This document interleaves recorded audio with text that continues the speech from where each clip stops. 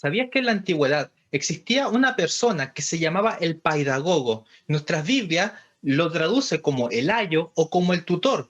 Este era un esclavo que se encargaba de la educación de los niños en la antigüedad hasta que éste llegara a la edad adulta. ¿Por qué Pablo usa esta figura en Gálatas para representar a la ley? Veámoslo hoy en Inversa en Español.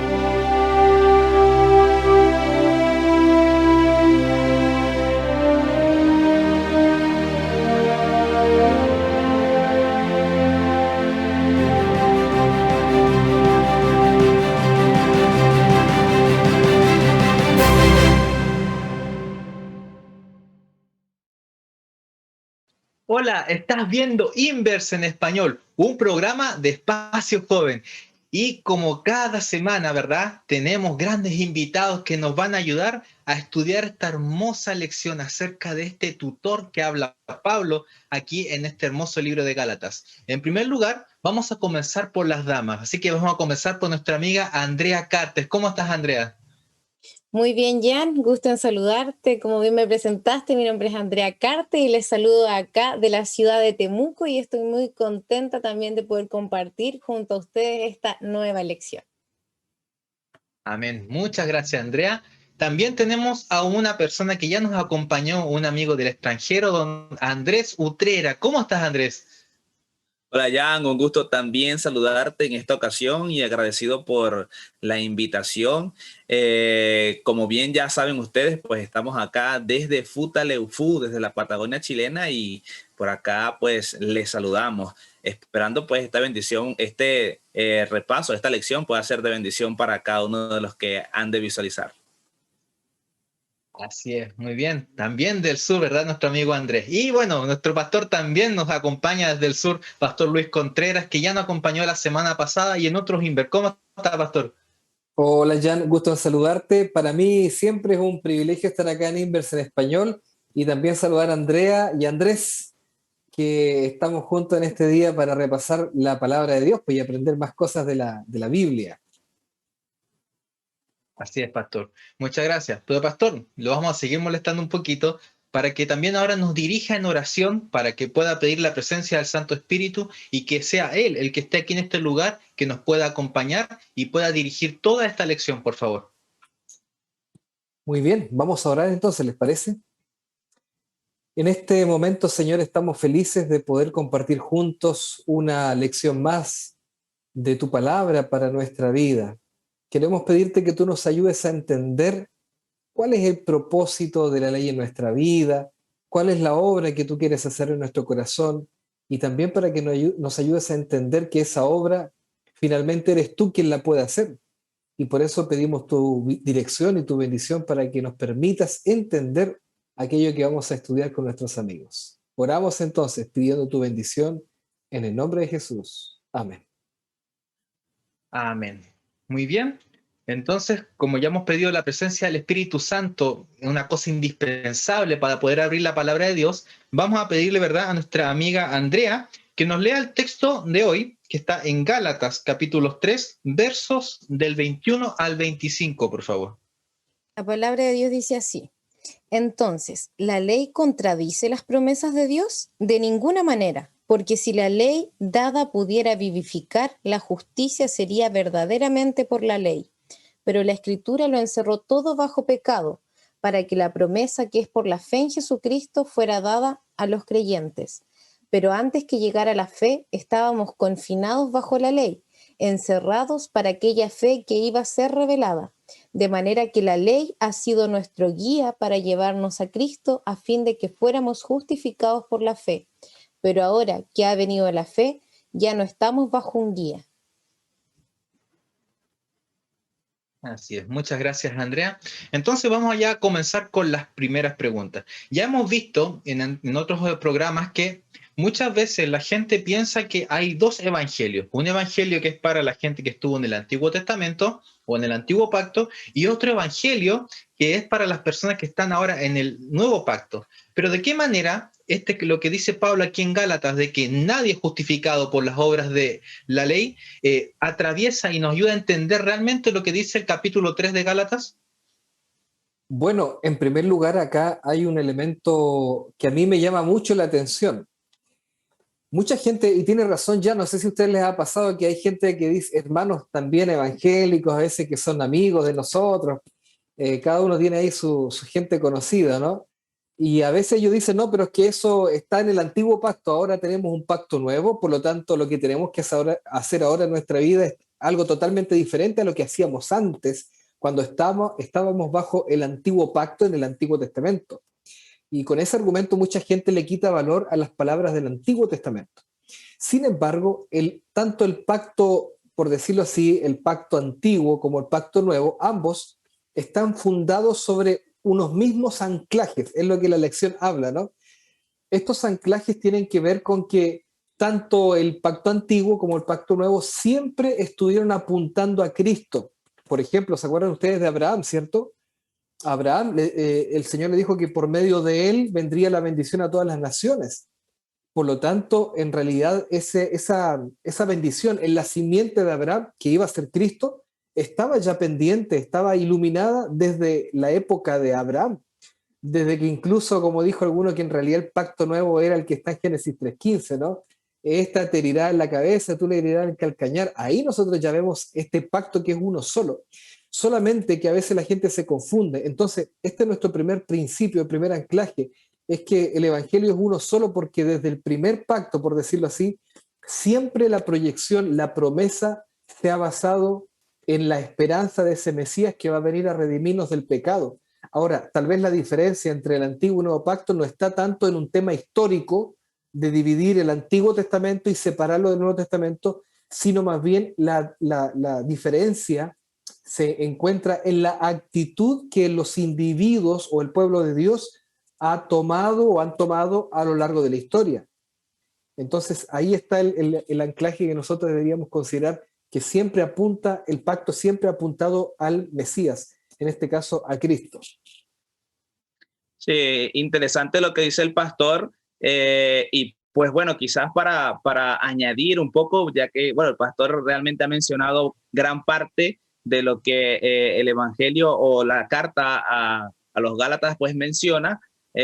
Por ejemplo, en Gálatas capítulo 3, versículo 8, la palabra del Señor menciona que el Señor le dio la buena nueva a Abraham, o sea, le dio el Evangelio, le dio las buenas noticias a Abraham, es decir, le dio el Evangelio de Jesucristo.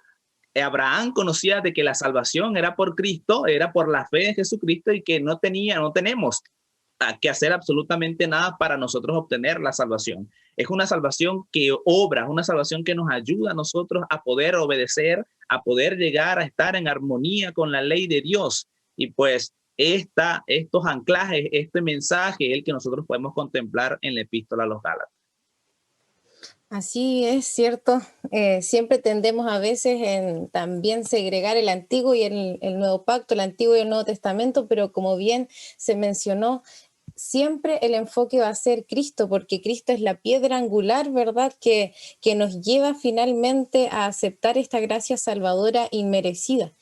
Y es importante también un texto de la hermana Elena que dice que finalmente esta norma que nosotros estamos destinados como a alcanzar, ¿cierto?, está al alcance de todos, porque dice que Dios nos ha provisto de elementos para que nosotros podamos llegar a ser semejantes a Él, y lo realizará en favor de todos aquellos que no interpongan una voluntad perversa y frustren así su gracia.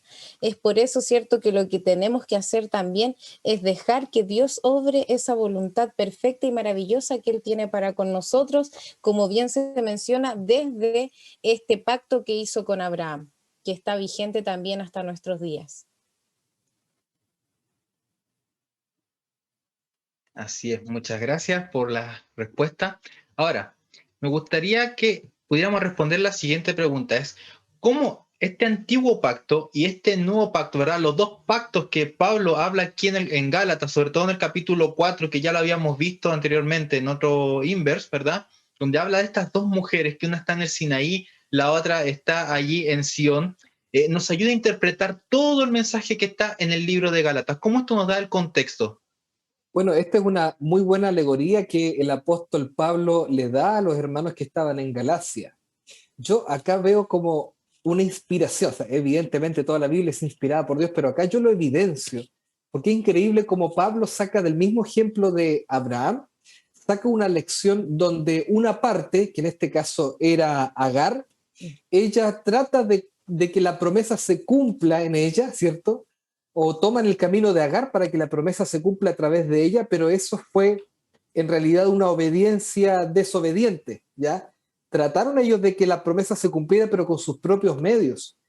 Sin embargo, la promesa estaba en realidad en Sara, que iba a ser un milagro por gracia, y Abraham debía creer por la fe. La justicia que se le contó a Abraham, según lo que Pablo nos dice acá en el versículo 6, donde dice que Abraham creyó y le fue contado por justicia, está en torno a lo que ocurrió con Sara, no a lo que ocurrió con Agar. Entonces, Pablo dice en realidad, la promesa es la misma. ¿Sí? Estamos hablando de que la esencia del pacto siempre es la misma, es la salvación en Jesús, que por medio de la simiente de Abraham, de Jesús, iban a ser benditas todas las naciones de la tierra. Pero la forma en cómo se reacciona a esa promesa, una reacción como con obra o justicia humana y la otra con fe y esperanza, ¿cierto? Es lo que diferencia estos dos pactos. En realidad, si lo queremos ejemplificar y llevar esto al plano del pueblo de Israel, el pueblo de Israel finalmente no entendió lo que significaba ese Mesías que iba a venir y trataron de solamente usar al cordero que estaba ahí sacrificado cada vez que ellos pecaban como un amuleto para estar a cuenta con ese Dios lejano, pero no miraban esa cercanía del sacrificio con Cristo, no lo hacían suyo para que su actitud y su vida fuera transformada completamente. Ellos solamente de forma externa llevaban su sacrificio, pero eso no obraba un cambio en su interior. Y por eso que Dios después dice que ese pacto que Él quiere hacer con sus hijos es el que pone la ley en el corazón, porque el pacto verdadero renueva la vida. Eso es lo que me llama la atención. Sí, es interesante porque la epístola a los Gálatas nos habla acerca de un mensaje sobre la justificación por la fe. Conocemos el conflicto. Había un conflicto, algún grupo judío pues pretendía que los gentiles creyentes pudiesen también hacer las obras o cumplir con las obras de la ley. Sin embargo, pues por medio de esta carta, el apóstol Pablo trata de explicar que la justificación del ser humano debe basarse en la fe. Y como habla para judíos, y siendo que Abraham es un baluarte de la fe judía, entonces de forma adrede, Pablo cita entonces a Abraham, el ejemplo de Abraham, para tratar de explicar que nuestra salvación debe ser por fe y no por las obras de la ley. Y pues llama curiosamente la atención, poderosamente la atención, el ejemplo que Pablo usa acerca de Agar, en este caso la sierva, el hijo que vino de Agar, que fue traído, ¿verdad?, por voluntad humana, por esfuerzo humano, tratando de el apóstol Pablo explicar que nuestra salvación no tiene absolutamente nada que ver con el esfuerzo humano, sino más bien que nuestra salvación es por fe, ejemplificando entonces que la simiente o el hijo de Abraham, en este caso Isaac, vendría por el poder de Dios, que traería, por supuesto, traería un hijo a Abraham por medio de su poder, estando Abraham casi muerto, y por supuesto el vientre de su esposa Sara también como muerto. Entonces, por medio del poder de Dios, el Señor se proponía mostrar a Abraham, en ese caso, que nuestra salvación es por fe y que nosotros no podemos hacer absolutamente nada para merecerla, para ganarla, sino que es por la fe. Entonces, me llama poderosamente la atención el ejemplo que Abraham usa en ese caso para ejemplificar estos dos pactos. Y por supuesto, como el pastor mencionaba hace un momento, que no tiene nada que ver en algunos casos con la historia, sino más bien con actitud. El antiguo pacto pues representa esa actitud de querer ganar, de querer obtener o traer a cumplimiento las promesas de Dios a través de nuestro esfuerzo humano, y pues el nuevo pacto ejemplifica que es por medio de la fe que nosotros podemos tener en nuestra vida o traer a realidad a nuestra vida el cumplimiento de las promesas de Dios. Así es cierto, es muy interesante cómo Pablo hace esta alegoría entre estos dos pactos, entre estas dos mujeres, que muchas veces también nos pasa a nosotros, que tratamos un poco también de forzar la voluntad de Dios según lo que nosotros queremos y según nuestros tiempos. pero acá se destaca mucho que un pacto es claramente según la carne, que era el de Agar, ¿cierto? Y el otro pacto es según el espíritu, porque finalmente el espíritu de Dios es el único que puede hacer esa transformación que nosotros como seres humanos lamentablemente no podemos, por más que coloquemos todo de nuestra parte. Porque finalmente este pacto que Dios quiere hacer, como bien mencionaban aquí, ¿verdad? Es un cambio de corazón. Así es. Bueno, y también esto lo veíamos la semana pasada cuando hablábamos de este matrimonio insufrible, ¿verdad? Que no había forma de esta mujer que se separase de ese marido que era el pecado. Y la única manera era muriendo y que el poder de Cristo la resucitase para que ahora fuera a casarse con ella y nos representaba a cada uno de nosotros. Nosotros también por nuestra cuenta no tenemos el poder para guardar la ley, pero es Él el que da el poder, ese poder de resurrección que hizo, ese poder de que le dio la habilidad o la capacidad a Sara de poder ser fecunda y poder dar un hijo en esa edad, de uno casi muerto, como verdad, como decía Andrés, tiene ese mismo poder para ahora también resucitarnos cada día y andar en sus leyes. Muy bien, sigamos avanzando entonces. Ahora, hay unas partes aquí en este capítulo que de verdad sonan un poquito extrañas y a veces llegan a hacer un poco de confusión.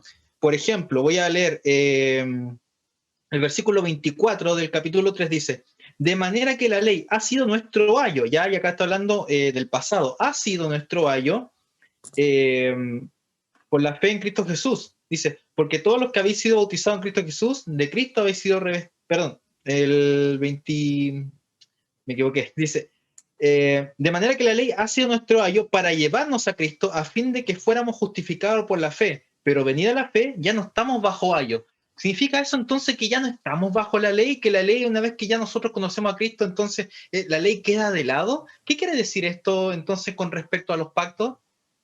Bueno, igual acá hay un tema muy profundo que tiene que ver con la ley en parte, ¿o no? La ley siempre ha sido vigente porque es un trasunto del carácter de Dios. El hecho de que la ley diga tantas cosas que no está bien hacer significa que hay una norma moral, ¿o no?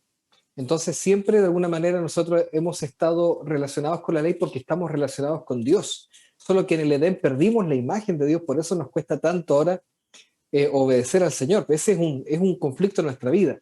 Los reformadores de la iglesia cristiana, después de la reforma, por supuesto, del siglo XVI, ellos estudiaron este tema de la ley y, por ejemplo, acá hay algo que la lección menciona que dice que son los usos de la ley.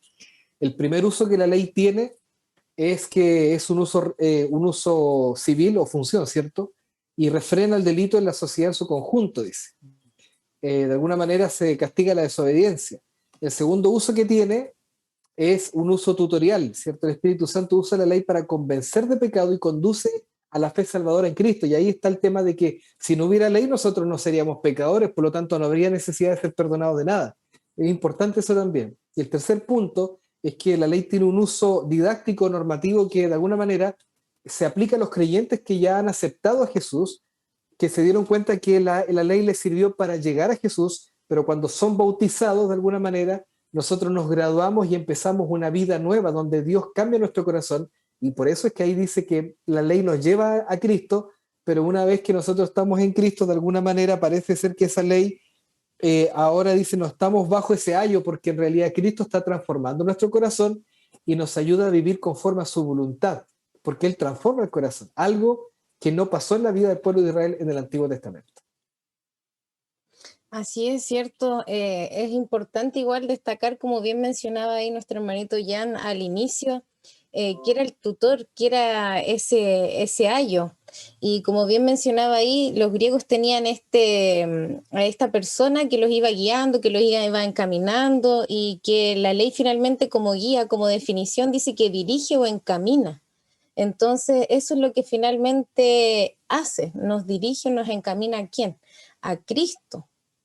A él siempre va dirigido todo. Y también, como bien mencionaba, ¿cierto? El pastor, todos estos usos que nos da también finalmente nos ayuda a hacer este cerco protector también. Y nos ayuda a darnos cuenta, nos acerca a nuestro Creador. porque finalmente la ley solamente es el reflejo del carácter de Dios. Y como habíamos estudiado igual en lecciones anteriores, el Salmo 103, por ejemplo, ¿cierto? Que ahí se mencionaba cómo es el carácter misericordioso, bondadoso, clemente, compasivo. Y eso es lo que Él es. Entonces no podemos desechar tampoco la ley, porque es lo que nos ayuda y nos acerca a nuestro Creador, a ver ese carácter maravilloso. Yo entiendo dos cosas de este texto de Gálatas capítulo 3, versículo 24. La primera cosa es que la ley es nuestro ayo en el sentido de que cuando nosotros observamos la ley y vemos, por ejemplo, que dentro de los 10 mandamientos encontramos un punto en el cual nosotros estamos fallando, nos sentimos condenados. Nos sentimos completamente mal, estamos errando, estamos cometiendo error, y pues en ese momento nace la necesidad de un Salvador. Entonces, en ese punto, cuando estamos en esa necesidad, la ley funciona como un guía para dirigir nuestra mirada a aquel que puede salvarnos, aquel que puede perdonar nuestros pecados y, por supuesto, hacer nacer en nosotros, por medio de su poder, el deseo, la fuerza para que nosotros podamos obedecer esa ley. Ese es el primer razonamiento.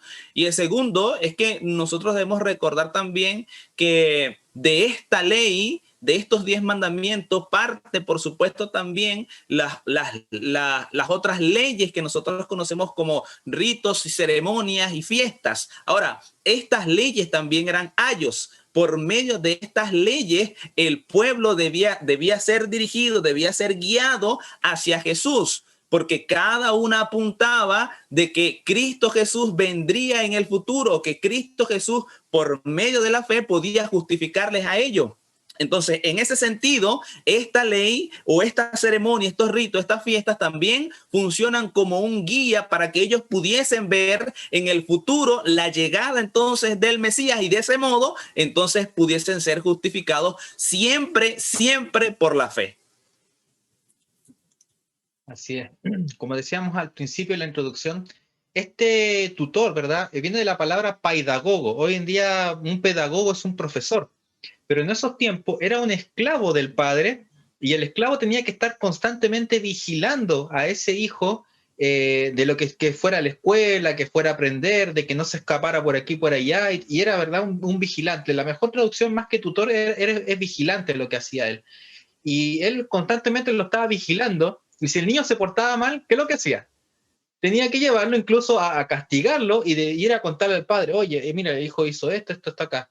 Y por eso la ley acá, como decía Andrés, lo que está haciendo la ley es mostrarnos que nos estamos portando mal, que estamos cometiendo pecado. Pero ¿cuál es la única manera de yo poder liberarme de este pedagogo, ¿verdad? Yendo después al Padre y confesando mi pecado y poniendo las buenas con Él. Y la única manera es a través, como dice acá, de Cristo. Es la única manera. Así que Cristo es nuestro libertador, no de la ley, sino de la condenación de la ley. Y eso hay que dejarlo muy claro para poder entender esto. El contexto histórico muchas veces en la Biblia es clave para entender lo que estaba pasando. Muy bien, sigamos avanzando. ¿Qué piensan ustedes acerca de que si es bíblicamente sostenible, de que los 10 mandamientos, ¿verdad? Lo que está hablando acá, es una promesa más que solamente una palabra de no harás? Por ejemplo, en la Biblia el primer mandamiento dice, no tendrás dioses ajenos delante de mí. Pero a veces uno dice, bueno, me está diciendo que no lo debo hacer. Pero esta palabra de Dios, además, podríamos interpretarlo como una promesa de que Él promete de que no nos dejará adorar a otros dioses. No sé si entendió bien la pregunta. Sí, se entiende bien. A ver, el hecho es que cómo uno interpreta el no harás algo, ¿cierto? Ese es como lo que a nosotros a veces nos cuesta entender. Para la mente hebrea, ellos cuando leían este decálogo, ¿no? De hecho, acá hay una palabra que la lección lo menciona, dice Hareset Hadebarim, ¿cierto? Para ellos no solamente eran como los 10 mandamientos o las 10 prohibiciones. Sí, no sé si a usted le ha pasado a veces que la gente te dice, oye, ¿qué cosas te prohíbe tu iglesia? es como que la gente es muy negativa. Ese es por nuestra cultura que tenemos un poco greco-romana, cierta mentalidad griega, no. Pero para el hebreo era también una libertad, en el fondo una promesa. Es por eso que los hebreos no le decían los 10 mandatos o las 10 prohibiciones, sino para ellos eran las 10 palabras de Dios, porque es el concepto correcto y podría usarse como algo restrictivo, pero también como algo positivo, algo promisorio, es decir, no matarás. O sea, yo voy a colocar, como alguien dijo ahí, ¿cierto? Yo voy a colocar mi ley en tu corazón, mi Espíritu Santo en tu vida para que tú no hagas esto. En realidad, cuando Dios nos dice no matarás, no es que Él nos esté quitando el placer de matar a otro, sino también es porque Él nos está protegiendo a nosotros, ¿o no? De que no venga alguien a nuestra casa y nos quite la vida. Entonces, de alguna manera es algo restrictivo, pero que guarda la libertad de los individuos, la vida que es de Dios, por supuesto, y también nos permite a nosotros tener como la autoestima y la certeza de que Él nos va a usar, nos va a transformar el corazón para que nosotros guardemos la libertad de los otros, y esta es la evidencia finalmente del amor que Dios coloca en nuestro corazón cuando Él nos transforma. Este es el sentido cuando Dios dice que Él va a colocar la ley en nuestro corazón. No haremos esto como una promesa también. Exacto, ¿cierto? Cuando entendemos la ley como un cerco finalmente protector para nuestra vida, como que también cambia un poco la visión restrictiva o limitante. Y como bien se menciona aquí también en la lección, aparecía también una frase de Juan Calvino que decía que los 10 mandamientos finalmente son reglas de vida que nos educan, que nos corrigen para vivir una vida, ¿qué cosa? En rectitud también. Y también se destacaba allí el rol de la obra del Espíritu Santo que va en los creyentes santificándolos, ¿cierto? Para que vayamos como avanzando en estos niveles, para que nos podamos ir graduando también. Y después podamos decir, gracias a esa obra del Espíritu Santo, como dice el salmista, ¿cierto? En el Salmo 48, que el hacer tu voluntad, Dios mío, me ha agradado y tu ley está en medio de mi corazón. Pero en la medida que nosotros vayamos comprendiendo también de cómo esta ley no es una restricción, sino que es para nosotros, ¿verdad? Una ley de amor. Fíjense que hay algo interesante, mira, Romanos capítulo 13, versículo 10 dice que el cumplimiento de la ley es el amor. Y nosotros deberíamos observar en esos 10 mandamientos, pues, en una sola palabra, la palabra amor. Y primera de Juan, capítulo 4, versículo 8, dice que Dios es amor. Entonces, en ese sentido, la ley de Dios vendría a ser una representación del carácter de Dios. Y allí, precisamente, observamos nosotros el deseo de Dios de que su carácter, de que nosotros o que por medio de su poder podamos alcanzar la representación de su carácter en nuestra vida, que por medio de la ley entonces nosotros podamos alcanzar a que podamos ser o que podamos estar en armonía con su carácter. Y eso a mí me parece hermosísimo. Me parece hermoso el observar cómo Dios, al traer a su pueblo, ¿verdad?, de Egipto, con costumbres, ¿verdad?, egipcias completamente perdidos en el sentido espiritual, entonces Dios les diga, mira, yo quiero lograr en ti esto, yo quiero lograr que tú seas amor, yo quiero lograr que tú puedas tener en tu corazón, en tu mente, mi carácter, y que entonces pueda vivir una vida completamente agradable. Así es. De hecho, la Biblia muchas veces usa esta imagen de que la ley es como un cerco protector. Cuando vamos al libro de Isaías, ella habla de la parábola de la viña. Dice, yo tuve una viña, compré, ¿verdad?, un terreno, le saqué las piedras, le puse un cerco protector para que no entraran los animales y la protegiera. Cuando Jesús habla acerca de su ministerio, su reino, también lo asemeja a un redil. Y el redil, que lo que es un cerco donde, ¿verdad?, estaban allí las ovejas protegidas de los animales, de todo. Entonces, muchas veces nosotros pensamos que la ley es restrictiva y que lo único que hace es prohibirnos, pero siempre el Señor, cuando nos habla de la ley, es una ley de protección, que nos cuida, que nos ama y que nos hace andar en ello para protegernos como decía, de los animales, de las cosas externas que podrían haber. Entonces, tenemos que ver esta ley como algo de amor que el Señor nos deja para protegernos, incluso hasta de nosotros mismos. Muy bien, ahora vamos a ir hasta a la última pregunta, y es que esta experiencia de que se pueda escribir la ley en nuestros corazones, ¿la podemos vivir ahora? ¿Qué tenemos que hacer para vivirla? ¿O es que tenemos que esperar hasta que Cristo venga para que recién podamos vivir esta experiencia? Pareciera como un poco difícil, ¿cierto? Guardar todas esas normas, esas leyes o verlo de forma diferente como este cerco protector que estamos conversando.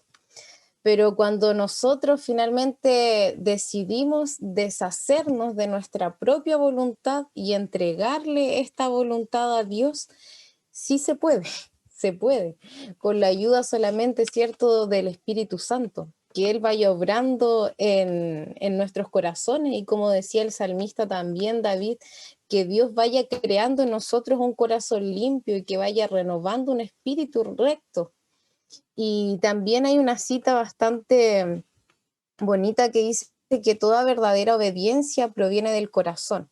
La de Cristo procedía del corazón, y si nosotros consentimos, se identificará de tal manera con nuestros pensamientos y fines, amoldará de tal manera nuestro corazón y mente en conformidad con su voluntad, que cuando le obedezcamos estemos tan solo ejecutando nuestros propios impulsos.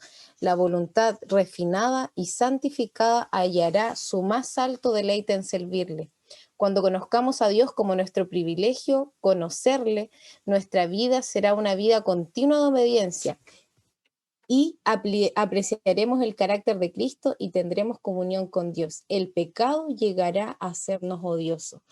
Una cita del deseo de toda la gente, ¿cierto? Que es una cita bastante poderosa, que si nosotros entregamos y sometemos nuestra voluntad a Dios, finalmente el pecado nos va a resultar odioso. Éxodo 34 comenta cosas muy interesantes. Luego que Moisés en Éxodo 32 rompe las tablas del pacto, las tablas de la ley, entonces Dios en Éxodo 34 le dice, toma 2 tablas más y sube para entregarte las 10 palabras nuevamente. En ese momento Moisés hace una petición de que desea ver la gloria de Dios.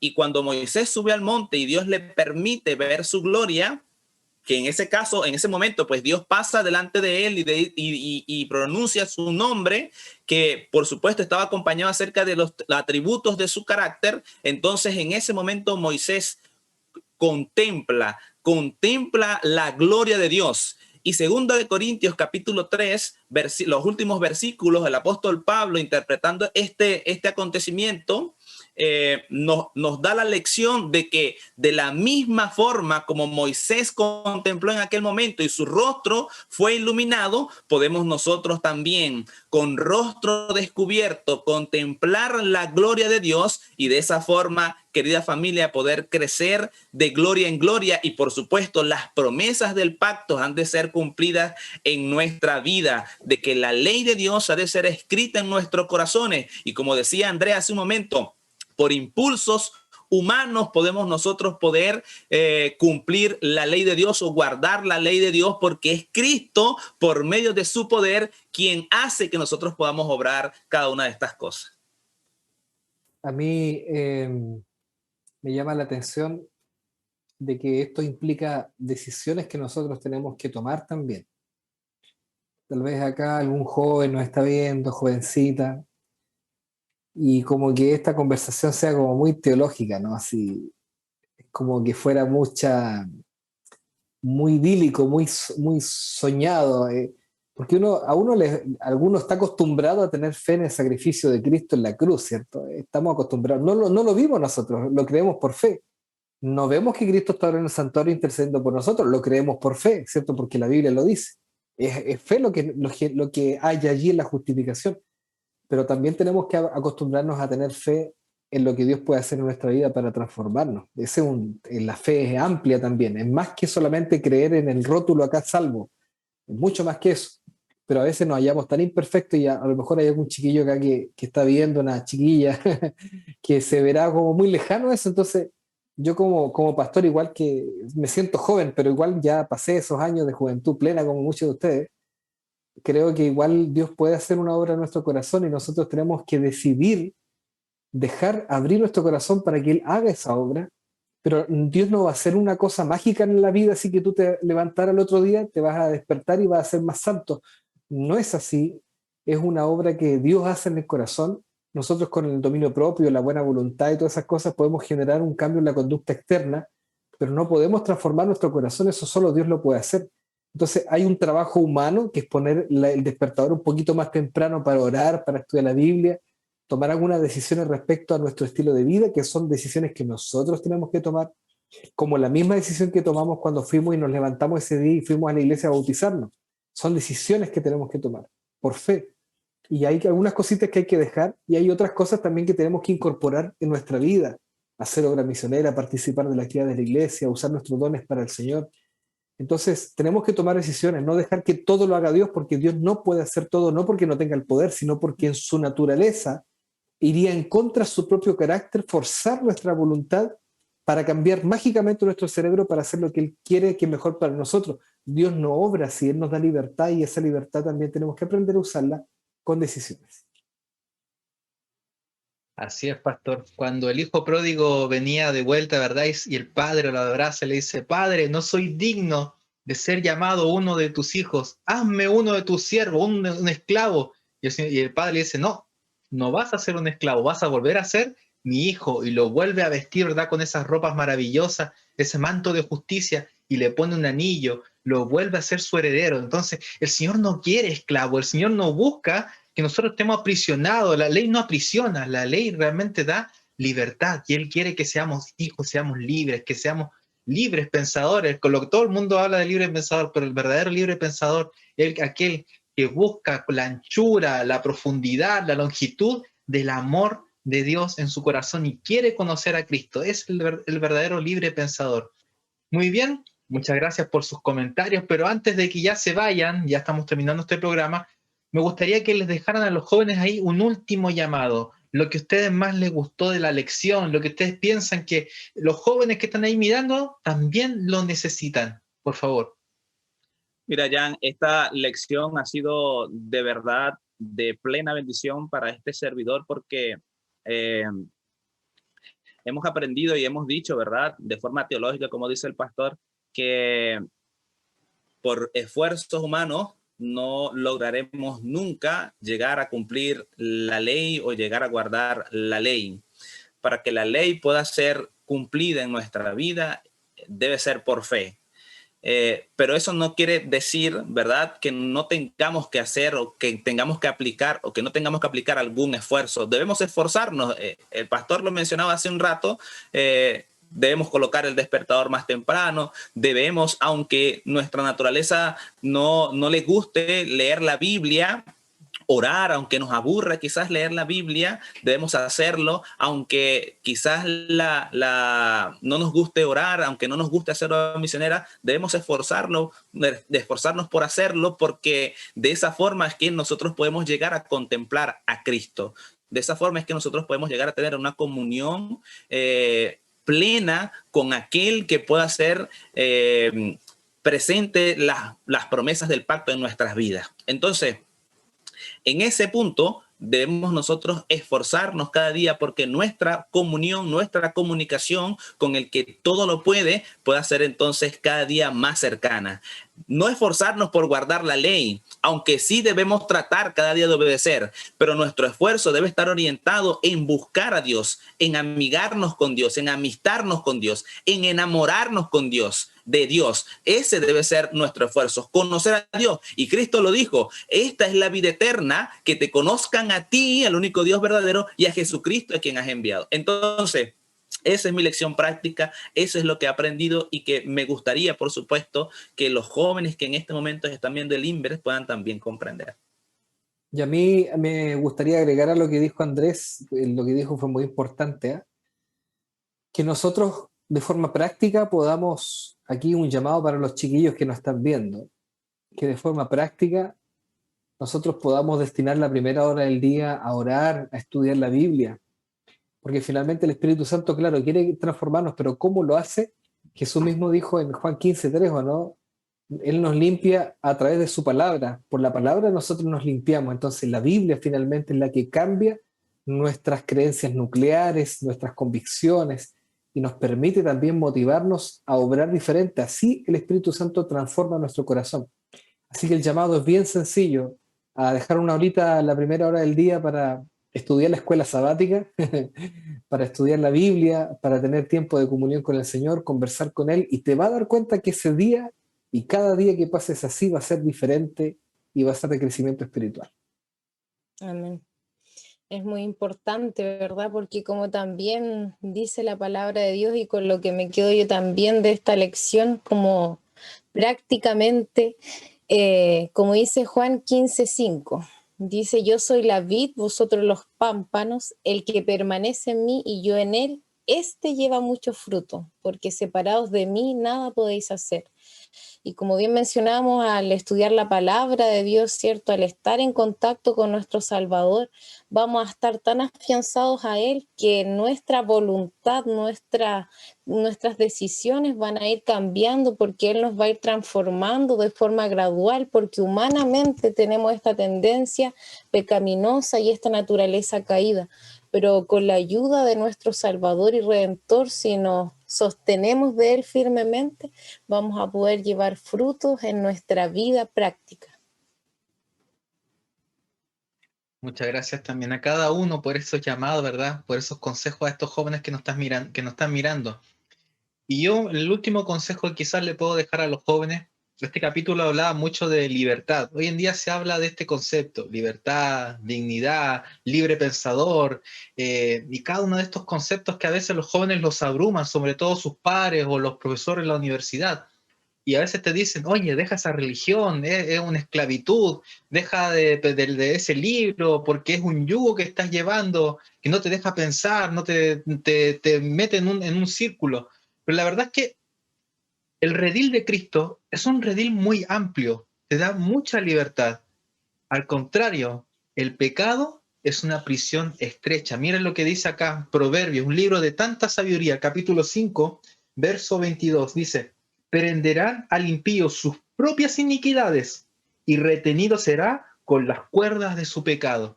El pecado es el que te ata, no Cristo, no es la ley, no es las cosas que Dios dejó, son las que te atan. Quizás tú puedes pensar eso, pero cuando vayas al mundo, si es que ojalá no lo hiciese, te vas a dar cuenta que el pecado va a ser el que te ata, el que te tiene amarrado y el que no va a dejar, no te va a dejar ser libre. Cristo es el que te da verdadera libertad. Y la única libertad que puedes adquirir es cuando ahora tú, la mañana, como decían aquí todos, tomes tu decisión de levantarte temprano, de orarle al Señor, de leer su palabra, de ir y compartir esa palabra con otros. Y ahí vas a encontrar verdadera libertad en andar en la ley de Cristo. Ya no vas a estar bajo la ley, ahora vas a andar en la ley de Cristo, como Él promete en su palabra. Que el Señor te bendiga. Le damos muchas gracias a Andrea, ¿verdad?, por su participación. Andrés, también un gusto tenerte nuevamente. Pastor Luis, ojalá lo sigamos teniendo más veces acá en el INVER por sus hermosas meditaciones, ¿verdad?, y por todas las palabras que tiene aquí para los jóvenes. Y para cada uno de ustedes que están ahí mirando, les pedimos que por favor le den un like a este video, que lo puedan compartir, ¿verdad?, en sus redes sociales, Instagram, Facebook, ahí en cualquier red social que ustedes tengan, que ya hay muchas, que ya creo que les perdimos ya las contado cuántas hay, pero compártanlo, compartan este maravilloso mensaje, y que también puedan seguir estudiando su lección. Ahí, ¿verdad?, anoten en su folleto, ráyenlo, tienen líneas para aquí, para allá, busquen versículos, sigan compartiendo esto con su grupo pequeño, con su GPS, en su lección de escuela sabática, porque esto es verdadera sabiduría y alimento que da vida para vida. Así que le esperamos que el Señor les bendiga, que tengan una muy linda semana, que puedan llegar este sábado lleno del conocimiento y la sabiduría de Dios a su clase de escuela sabática. Un gran abrazo a todos, nos vemos la próxima semana si Dios quiere. Chao, chao, y que el Señor les bendiga a cada uno de ustedes. Un gran abrazo.